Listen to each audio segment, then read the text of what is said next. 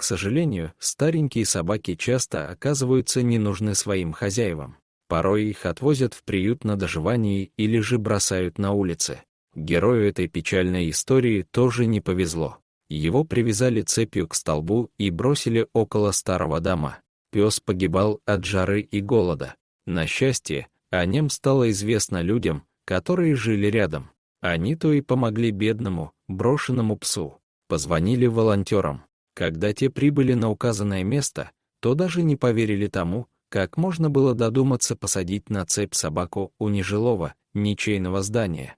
Однако это была правда. Песик был жертвой своих бессердечных хозяев. Он лаял несколько дней подряд, звал на помощь. Когда его заметили, то позже выяснили, что хозяева собаки просто уехали в отпуск. Не одни, а с другим своим псом.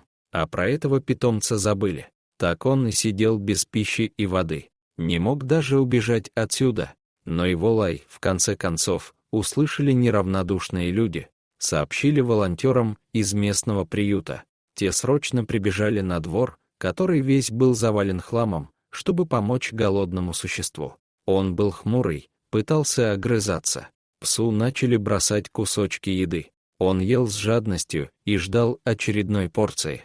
Так волонтеры хотели получить доверие собаки. Не сразу, а через время пес разрешил им себя погладить. Так что контакт можно было считать установленным. Волонтеры продолжали удивляться.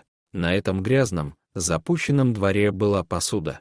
Но вся, пустая. Хозяева, уезжая, даже и не подумали оставить псу хотя бы воды, не говоря уже про еду. Не подумали и о том, что железная цепь причиняла собаке боль, поранила ее, и раны тоже сильно болели. Когда волонтеры сняли с пленницы цепь, то увидели еще и красный след вокруг ее шеи. Более того, собака была настолько неухоженная, что у нее уже развилась инфекция кожи, а местами на теле виднелась чесотка.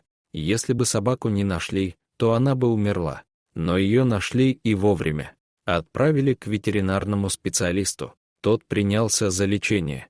И уже через 10 дней собака стала чувствовать себя намного лучше, успокоилась. Остается надеяться, что ее отнимут у нерадивых владельцев и передадут в тот дом, где о славной собачке начнут хорошо заботиться. Дорогие зрители, если вам понравилось это видео, то ставьте лайк и подписывайтесь на наш канал. До свидания.